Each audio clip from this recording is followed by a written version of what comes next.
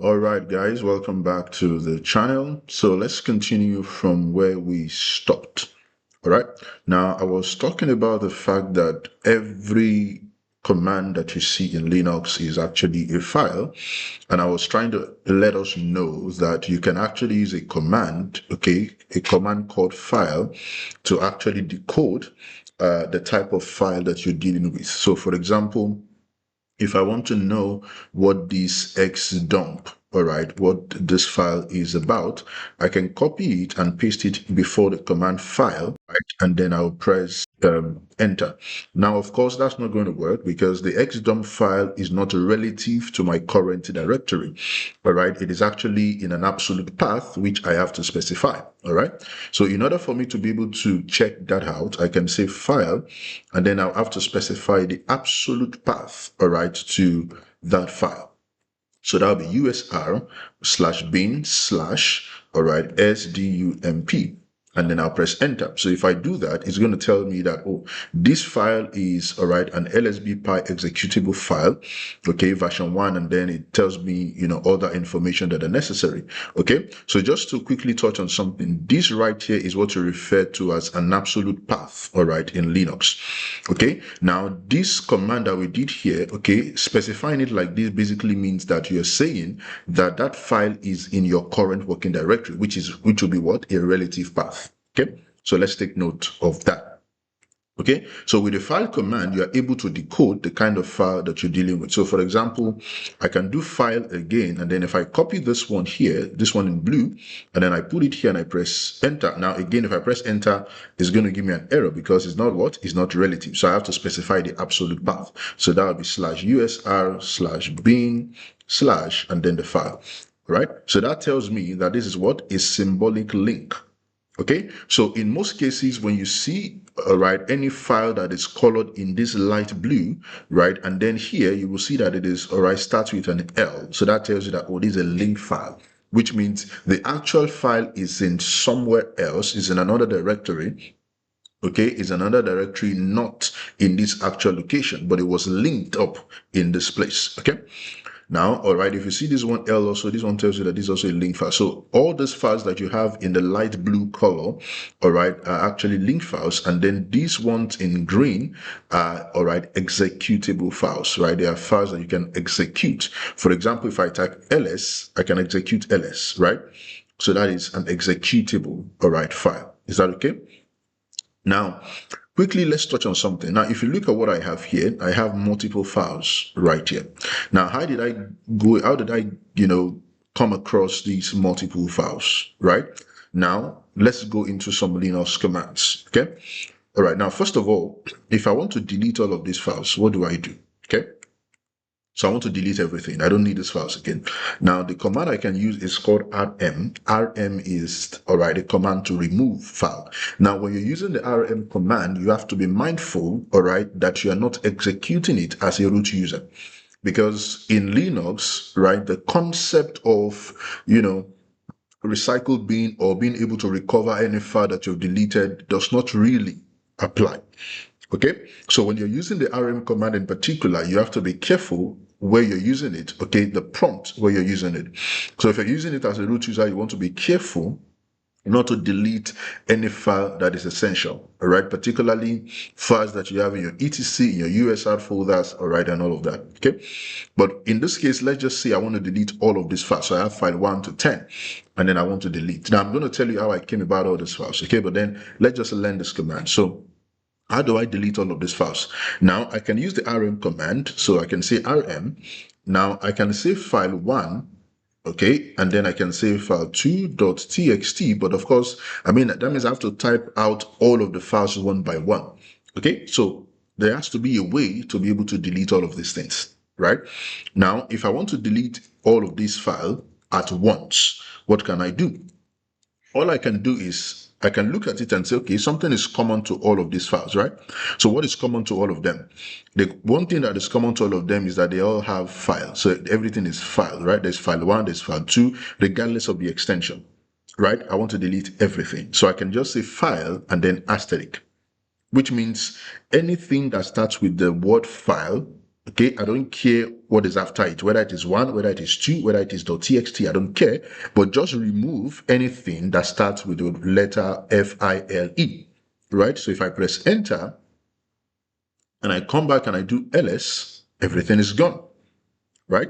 Now that is how you can delete, all right, if you want to just clear out everything using asterisk. Asterisk means anything that is after the F-I-L-E, right? I'm going to delete. So whether it is file 1, whether it's file 2, everything will be deleted.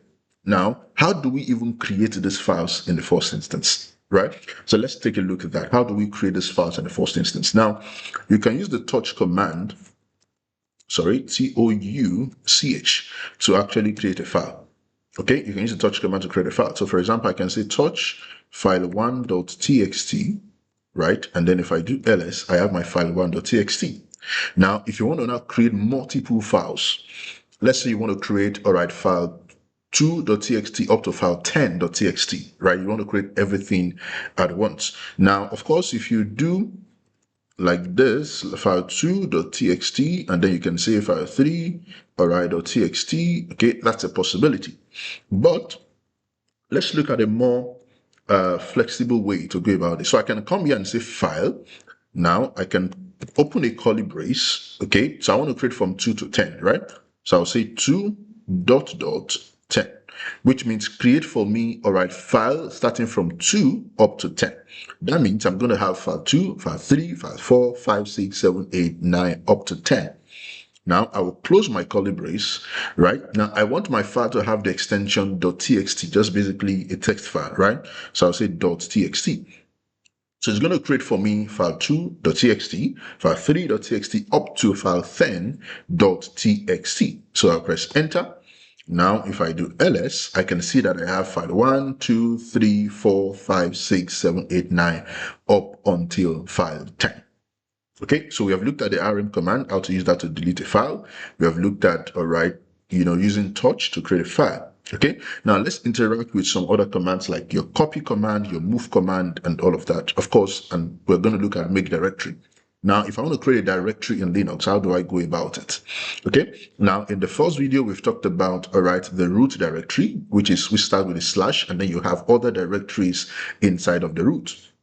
Now, as a standard user or a non-root user in Linux, all right, for example, my Ubuntu user, I can also create, okay, directories. So the command is mkdir. Okay, make directory. So that's the command.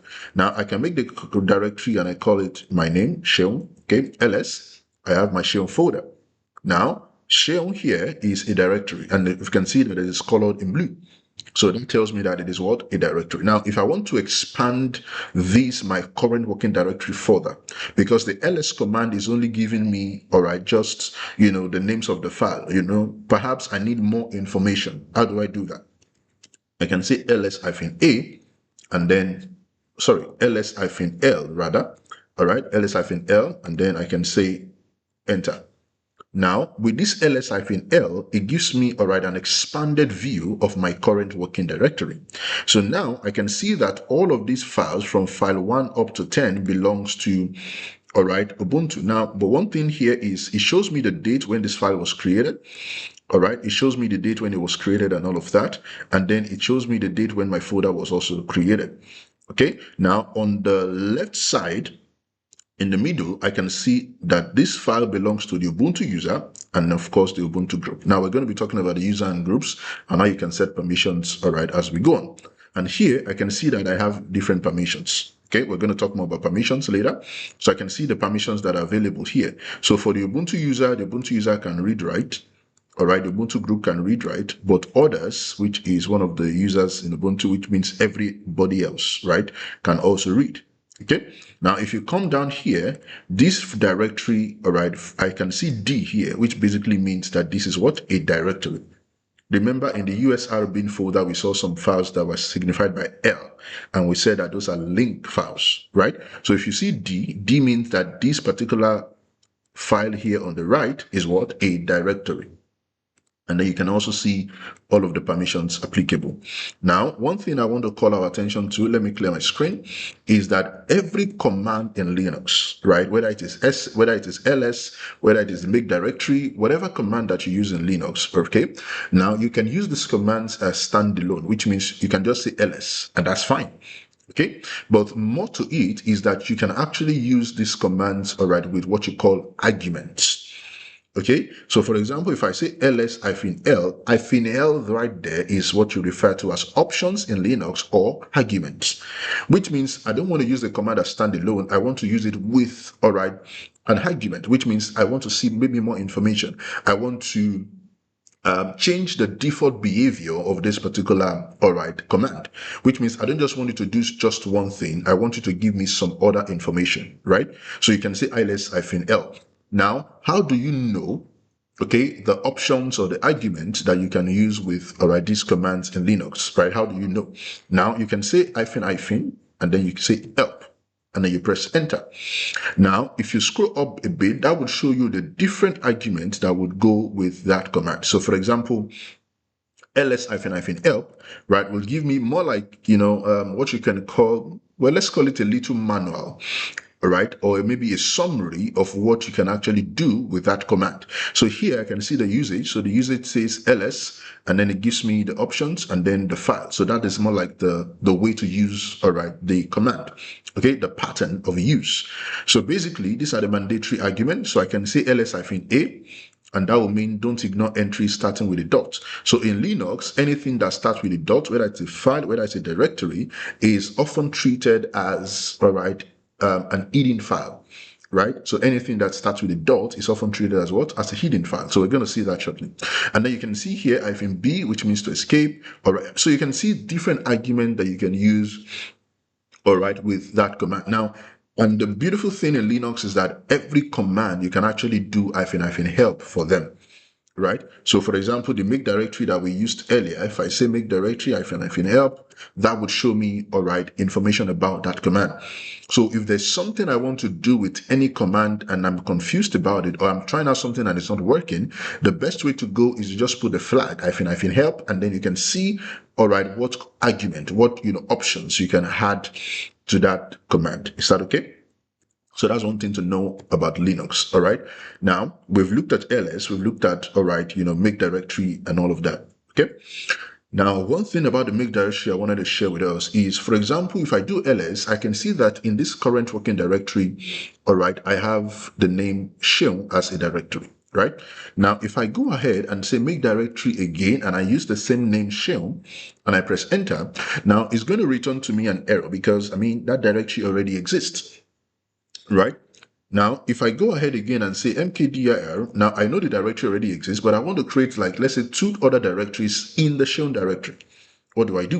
So if I do shown /, right, and I say DevOps, okay, and then I go, I say Terraform, okay, and I press enter, now that is also going to return an error. Because, you're trying to create multiple directories, all right, inside a single directory. So you're trying to create a tree of directory.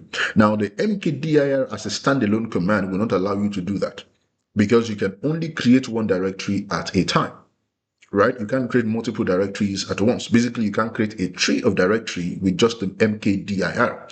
So what do you do in order to just create all of these? Let's say you have like 3 levels or 4 levels of directory that you want to create, and you don't want to create them one by one. What do? You basically just say mkdir-p, right? So -p basically means, okay, if the directory already exists, just ignore. If it does not exist, then you can go ahead and create, all right? So you can check that out using the -help to just understand what the -p, all right, does. So here I'll say shell DevOps, and then I'll say Terraform, all right? And then I'll press enter. Now you can see that it didn't return any error. Now, if I try that command again and I press enter, it won't return any error because the -p basically suppresses that error command, right? So if the directory is present with the -p, it doesn't return anything. If the directory is not present, it basically just goes ahead and creates the directory. So now if I do ls, all right, and I put the name here, shell, I can see that inside of it now I have DevOps. So if I go one step down again, shell /DevOps, all right, I can see that I have my what? My Terraform folder. Okay, now let's talk about another command, very interesting one, which is the cd command, which is to change directory. So you want to change the directory. So for example, now, if I do, it shows that I am in /Ubuntu. So inside of /home/Ubuntu, I have created shell as a directory, right? Now I want to navigate to, let's say, the DevOps directory. So how do I do that? Now I'll say cd, right? And then I'll say shell, and then I'll press enter. Now I am inside of what? The shell directory. Okay, so you can see the home, you can see this thing here signifies the home directory, right? This tilde sign signifies home, and then this slash basically just, is a directory separator, right? Because I mean, the full path is actually /home/Ubuntu, all right, /shell, all right? That is actually the absolute path, all right? So that's the absolute path. So that's why you have this slash here, all right, basically specifying what? The directory separator, okay? Now, so now I can see that I have DevOps. Okay, so if I do cd DevOps, all right, I can see that now I am inside /shell/DevOps. So inside this, I have what? I have my Terraform, okay, folder, right? So you can see the path right there. But then they are separated by what? By the /, which is what you refer to in Linux as what? A directory separator. Now, I want to go back to my home directory. How do I do that, right? I want to go back to /home/Ubuntu. How do I do it from here? Now, in Linux, if you do this, cd dot means current directory. Okay, so the dot there in this context signifies what? Current directory. So if I say cd dot, it basically means, all right, I'm trying to do something in my current working directory, right? Now, if I say cd dot dot, what do I want to do? Which means I want to go, all right, one level back. So one level back would mean what? So it will take me back to what? To shell directory, right? So if I press enter, it takes me back to what? To the shell directory, which means it has exited out of the DevOps directory. Now it has gone back, all right, to the shell directory, right? Now, if I go back again and say DevOps, all right, and I come here and I say Terraform and I press enter, now if I do cd dot dot here, it will take me back to where? It will take me back to what? To Terraform, right? But in Linux, you can actually do cd dot dot slash, all right, and then another dot dot. So what do you think this would do? Okay, so cd dot dot slash means take me back to what? To DevOps. Another dot dot will mean take me back to what? Shell. So if I do slash like this and I press enter, that takes me back to what? To the shell directory. So dot dot means, all right, go back one level. Okay, slash dot dot means go back another level, right? So which means if I come here now and I do DevOps again, all right, and I do Terraform like this. So if I do cd dot dot slash, now that'll take me back to shell, and then I do dot dot, all right, slash, and I press enter. Now that takes me back to what? To the home directory. So dot dot means go back one level. Dot dot, go back one level. Okay, but dot means current working directory, right? Okay, now, do you think this is important? Because I mean, this is just it's just too much, right? So again, let's go back. So if I do, all right, shell DevOps Terraform, and I press enter. Now, if I just want to go back to my home directory, what do I do? Instead of just doing dot dot slash dot dot slash dot dot slash, I mean, that's kind of, cumbersome, right? So if I just want to go back to my home directory, what do? I can just say cd, and then I can put the tilde sign. The tilde sign in Linux means what? Home directory. Okay, so if I do cd tilde sign, it means just go back to my home directory. So when I press enter, it gives me the same result as doing my dot dot slash dot dot slash dot dot slash, right? So the tilde sign basically means what? Home directory. And you can actually use that tilde symbol anywhere, right? So for example, if I go to let's say I go to the usr/bin, for example. Okay, now watch this. It has moved away from tilde, all right, to slash. Can you see that? Because now I am no longer in my home directory. So the tilde in Linux means what? Home directory. The / here means what? The root directory. So now I have gone outside of my home directory. I am now in what? In my root directory. So that's why you see here a /, not a tilde. Right? So which means you can go from your home directory to the root directory using the cd command, which is a change directory command. Okay, now if I also want to go back to my home directory from here, what do? I can just simply say cd, the tilde sign, and then I'm back in my home directory. Is that okay? Because if you do cd slash usr slash bin, for example, now here the cd dot dot, all right, slash dot dot is not going to work here. Now, if you press enter here, it's basically going to take you back to what? To the root directory, not your home directory. So in order for you to go back to the home directory, you just say cd, all right, your tilde sign, and then you are back in your home directory. So if you do pwd now, you are back in your home directory. So in Linux, the tilde symbol signifies home directory. All right. So the tilde sign signifies home directory. The forward slash signifies what? The root directory. So you must be able to distinguish between the two. Is that okay? All right. You've seen make directory. Now let's look at two very interesting commands, which is the cp and the mv command. Okay. So the cp is to copy, mv is to move. Okay, now the cp command will copy something from one place, retaining, all right, the source directory. Okay, and also replicating that in the destination directory. So what do I mean? So for example, now I have file 1 to 10 here. So if I do cp file1.txt, all right, or let's say file, so let's say I want to copy all of these files. So I want to copy from file 1, all right, to 10. I want to copy everything into the shell directory. What do I do? Of course, I can't be copying file 1, file 2. I can just say cp asterisk, which means I want to copy anything that starts with a file, and then I want to copy it inside of the shell directory, right? So I press enter. Now, if I do ls, my files are still there, right? Because the cp command is basically saying that, you know what you have in the source, I want to have a copy of that in this destination directory.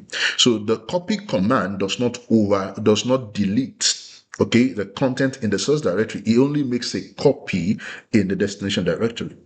So now if I do ls and I say shell, for example, now inside of shell, I can see what? My file 1 to 10 right there.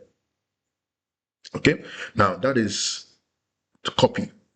Now, if I say cp, okay, now file asterisk. Okay, so let's say cp file. Okay, all right. So just a minute. So cp file, and then I say asterisk, right? Now, let's assume that I want to copy all of these files, but I want to rename them. Because with the cp command also, you can also rename your file, right? So if I say shell, right? If I leave it like this, it's just basically going to copy file 1 to 10. But I want to give these files, all right, another name. So for example, I can say slash. So let's call them text, okay? And then asterisk as well, okay? Let's press enter. Let's see what happens. Now look at what it says. cp file asterisk shell slash test asterisk. It says the target does not what? There's no such file or directory. Now, why do I have this error? Because it is seeing test as what? As a directory or a file, right? So it's not going to work, okay? But if you want to rename, you can actually just do cp, all right, file, for example, let's say file1.txt, and then you can come here, all right, show here, slash, okay, and say file 11.txt, for example, and then you press enter. Now that is going to work because, I mean, it will do that just one at a time because it will see it as you are basically copying this file 1 as file 11 in the source directory. So if I do ls this, I can see that I have my file 11 right at this point. Okay, so that is the cp command, right? Now, there's also options you can use with the cp command, particularly when you're copying folders.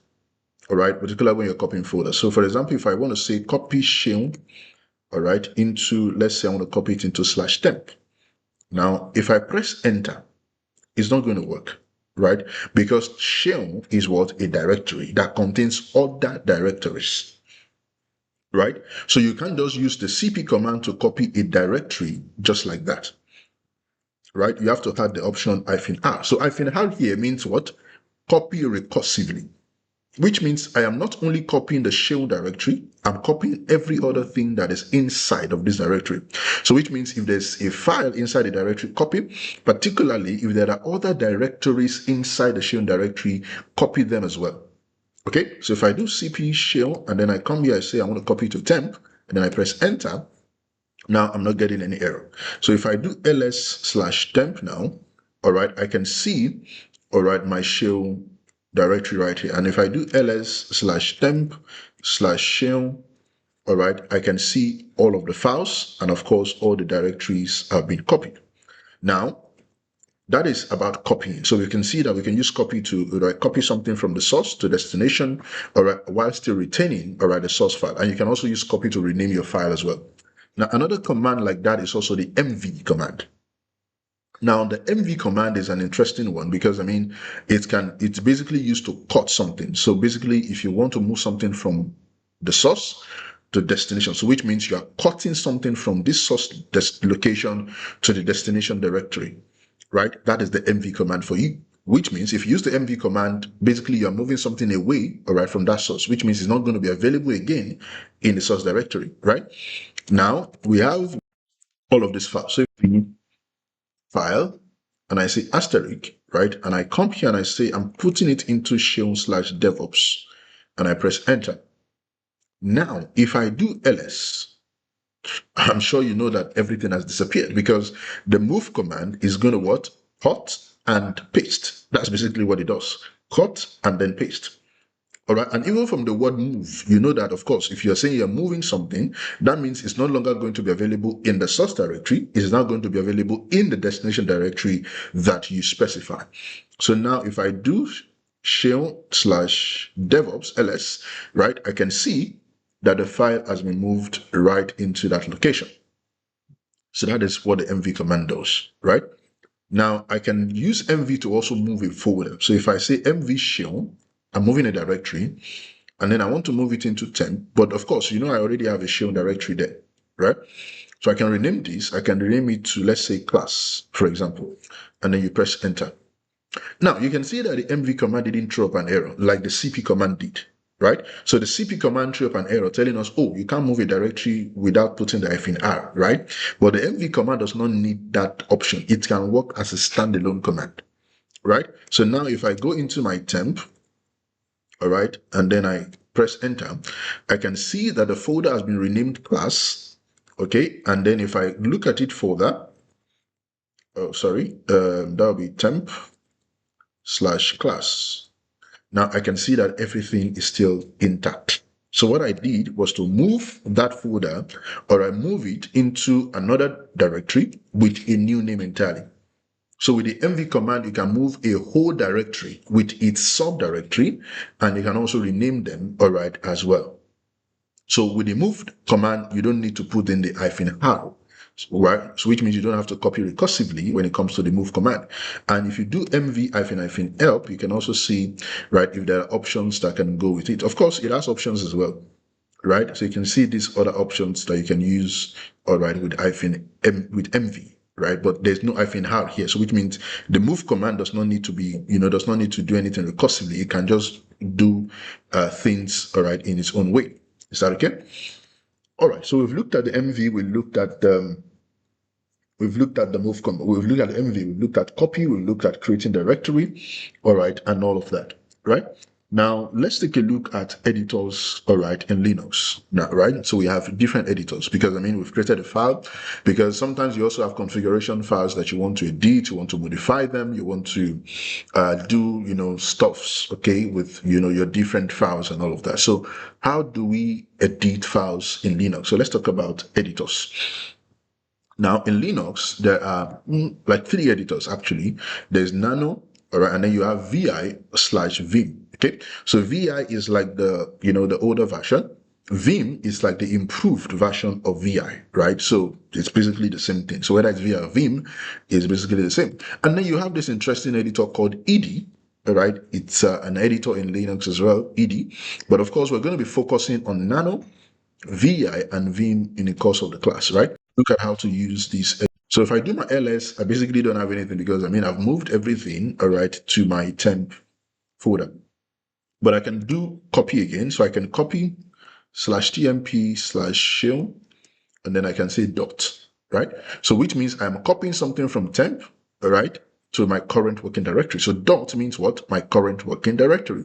So if I press enter, of course, it's going to tell me, oh, you're omitting the R, so you have to copy recursively, and then you can press enter, and then you have your shell folder right here, ls shell, and then you have, all right, your file 1, 2, 3, and all of that. Okay, so copy -r the source. Dot means copy into this current working directory. Now let's look at editors, starting with the VI editor. So here I can say VI file2.txt, right? And then I press enter. Now watch this. Now with the VI editor, it shows me, all right, the name of the file. And of course, it tells me that, oh, this is a new file. Of course, new means that it's not been modified before. Okay. Now, one thing you must understand about the VI editor is that when you open the VI editor for the first time, it opens in what you call the command mode, which means by default, you cannot really start typing at this point. What you can do at this point is to execute commands. Command like maybe you want to quit, maybe you want to save the file and things like so. That is commands, right? But if I want to edit this particular file, right, I want to put content into this file, what do? I basically just press letter I on my keyboard. Now pressing I on my keyboard will basically switch my editor to what? To the insert mode, which means at this point, I can now what? I can insert. Okay, which means insert means, of course, you can type, you can add content, you can modify things and all of that. So here, I'm going to say, welcome to class. Okay, and then I'll say today, I can just use my enter key. Sorry. So today we're looking, all right, at Linux editors. Okay, or editors in Linux, right? Now, I have typed in or I've made modifications, right? So how do I save? Now, if you look at this down here, you still have the insert, which means you can still continue to type. And then here you have 2 and then 38. So basically you have 2 lines, all right? And basically maybe like 38 characters or 38 byte or something, okay? Now, how do I exit out of my insert mode? Because I mean, I want to save what I have typed. So how do I do that? Now, you have to go back to the command mode in order for you to be able to save what you have done. Okay, so here you press escape on your keyboard and you can see that the insert has actually disappeared upon my pressing escape. Now, in order to save, I will say colon. Okay, look at that down here. You can see the colon down here. All right, it's colon W. So W in Vim is to what? Is to write, which means to save something, right? Now, if I press colon W, it's going to save, and right here it tells me file 2 is a new file. Of course, 2 lines have been written and it's about 55 bytes of, all right, data. Okay, so I have saved this file now, but I am still within the editor, which means I can still continue to edit. I can still continue to do whatever it is that I want to do. So how do I quit out of this space? Okay, colon Q. That is to quit out. So if I press enter, I'm basically back, all right, in my terminal. Now, at this point, how do I view, all right, the file that I just edited? So here I can say cat, and then I say file2.txt, and then I press enter. Cat command is the command you use to what? To read the content of a file. So the purpose of the cat command is you don't want to use the editor to view it, right? But you can use cat to just read. So the purpose is I just want to read something, right? I'm not editing. So then the cat command comes in handy in that case. Okay, so now I can see the cat command, and then of course I can see what I have typed in. So if I go back in, I can say vi, all right, file2.txt, and then I press enter again. I'm back inside of my, all right, file. Now you can see that it's no longer telling me that this file is what is new, because I've edited it, I've saved it. Now it's no longer a new file, right? It's something that I've worked with, all right, earlier. So let's go back to the insert mode. So in the insert mode here, and then press enter. Say, all right, thank you for watching today's video, right? Now, I want to do 2 things at a time. I want to save and quit at the same time, which means I don't just want to save and then later then quit. I just want to save and quit immediately. So I'll click on escape again on my keyboard and then say colon WQ, all right, concatenating the commands together. All right, and then I'll press enter and it has saved and at the same time quitted, all right, the editor. So now if I do cat file2.txt, right, so you can see here that I have welcome to class. Today we're looking at Linux editors. Thank you for watching today's video. All right, so I have my command right there. Now let's take a look at one more thing, all right, in VI. So VI file2.txt again. Now, if I go to the insert mode, say I want to delete something. So if I, in the VI editor, how do I do it? Now, if you want to delete the current line, so basically I want to delete, all right, maybe welcome to class. That's what I want to delete. Now you can press DD on your keyboard, all right? You can press double D, right? DD. Now, if you press DD at this point, you are in the insert mode. It's not going to work. I hope you get the twist now. So if I press DD, is at the insert mode. So this command is not going to work until I go back to what? To the command mode. Because DD in the insert mode basically means you're typing DD. You're not a command now. It's not going to see it as a command, right? So you can delete this, click escape on your keyboard, and then you can now press DD on your keyboard. So if I do DD now, of course, that's a command to delete the current line. So it's going to delete that. Now, if I want to reverse back or revert, all right, what I've done, all right, I can just press U on my keyboard and that will just, okay, restore, okay, what I've done. So that's more like undo in the VI editor. So I'm undoing what I did, all right, earlier. Now, another command here is, let's say I want to copy something. So if I want to copy, let's say I want to copy, today we're looking at Linux editor. The command to do that is by pressing 2Y on your keyboard. So Y 2 times. Y. So I've copied. Now, if I want to paste, how do I, all right, paste? So now there are two ways to paste. I can use capital P and I can use the small p. Now, if I use capital P, watch what happens, right? So capital P is basically pasting, all right, above the current line. Okay. Now, if I use small p, look at what happens. Small p is pasting what? Below the current line. You can see the cursor. Okay. So if I use capital P is what? Pasting above. Small p is going to paste below. All right. Now, if you want to undo all of this, you can use your U again. Okay. You would just do that, one line at a time. All right. To just revert back to, what you've done. Now, I can do my P again. All right. Because, what I copied is still in the clipboard. So I can do my P again. Now, if I don't want to save these changes, what do I do? Okay. I don't want to save the changes. What do I do? I can say colon. Remember, I'm still in command mode. Q and then exclamation. So column Q exclamation basically means I want to quit without saving. That's what it means. Quit without what? Without saving. So then I press enter. And of course, if I do my cat again, cat file2.txt, all right, now I basically quitted without, all right, saving what I just did. Okay, so that's about the VI editor. So let's look at the Nano editor, all right, now. So let me clear a screen. So we still have our file2.txt that we're, all right, dealing with. Okay, now I want to point your attention to something. Now, I did ls, and then I found out that my file2.txt was right here. Now, all of the files that we created, we actually created them inside of the shown directory.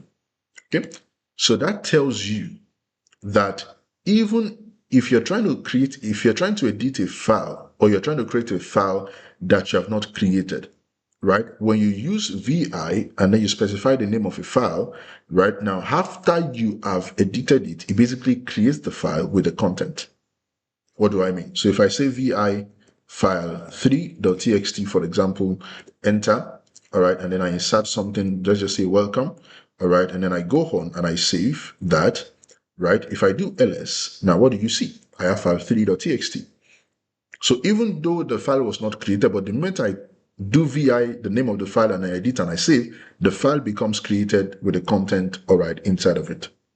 Okay, so let's note that. The same thing also happens with Nano. So if I do Nano, all right, file4.txt, for example, now even though file 4 is not available in my current working directory, if I press enter, it's basically going to open it up to me, and then it's going to tell me that it's a new file. So if I come here and I say welcome, for example, and then I save. Now in Nano, you can save by doing Control O, because if you look at all the commands here, you have write out, which is to save. You have Control X, which is to exit. So for those who are using Mac, that'll be Command X and Command O. So Command O will be to save. In Windows, that'll be Control O, all right, and then Control X to, all right, exit, right? So here, if I do Control O, it's going to tell me file name to write and just say enter. okay, and then Control X to exit. So if I do ls, I can see that file 4 was also created. So even though I do not have file 4 created already, but of course using the editor with the name of the file will automatically create the file, all right, by the time you edit and then you save. So if I do cat file4.txt, right, I can see what I typed into that file. Okay, so the Nano editor, it's a bit more complex. You have the command mode, you have the insert mode, but the Nano editor, all right, is still kind of, very easier, all right, to use in terms of its operation. So if I go back to say Nano file4.txt, now, in the Nano editor, there's nothing like command mode and, insert mode. Basically, the moment you use Nano, the name of the file, it basically just open up, all right, the file, and then you can start editing right away. So in Nano, there's no, nothing like command mode and, insert mode. So you can just go ahead, all right, and start typing whatever you want to type. So I can say thank you for, all right, watching today's, video. Okay, so I can do that. And then I do Control O, enter, Control X to quit out. And then if I say cat, all right, file4.txt, okay, so basically my file has been saved. So in Nano, there is no, command mode. Like I said, there's no insert mode. So basically it's easier to use compared to, all right, the VI editor. Okay, but in the VI editor, if you want to execute some commands, if you want to do, well, it just basically depends. It's preference at the end of the day, right? I wouldn't say that one editor is superior above the other, right? As far as I'm concerned, it's just about preference, right? It's just about, okay, well, I think I like using, commands. I like something that is fun, so we can go with a VI. But if you are somebody that loves, I just want something simple that I can use without any, too much trouble, then you can go with the Nano editor. But at the end of the day, as far as I'm concerned, it's just a matter of preference. So I like this and I want this. Just the same way some people say, well, I just love iPhones. And some people say, well, I prefer Samsung. Okay. At the end of the day, it's just about preference. It doesn't mean that one is above the other. So in this case as well, VI Nano editors, they are both editors, right? At the end of the day, it depends on the one you find convenient, okay, for your use case. Okay. So one is not above the other in my own humble opinion. Is that all right? So now we're going to stop here, okay, for today, and then in this video. So in the next video, because we're trying to keep the videos as short as possible, just to make sure that people are able to grasp, what we have done in just a little, all right, space of time. Okay. So in the next video, we're going to go over to now looking at, creating users, assigning permissions and things like that. So we are going to start learning. All right. So for example, if I do ls-l here, all right, we are going to now go into understanding all of these permissions. So how do I create a user? How do I add a user to a group? How do I edit, all these read write permissions, these, all these RWX, what does it mean? How can I modify it? Okay. So we're going to go into that in the next, all right, video. So for now, we've looked at editors, we've looked at commands in Linux like cp, like rm, like mv, like making a directory, all right, and all of that. So in the next video, we will delve into, all right, the world of Linux permissions, all right, and then creating user accounts, all right, and all of that. So thank you for joining us today. All right, thank you so much. If you have any questions, remember to drop it in the comment section, and don't forget to subscribe, don't forget to like, don't forget to share. All right, until all right next time. All right, I'll see you in the next video. Thank you. All right, and stay blessed.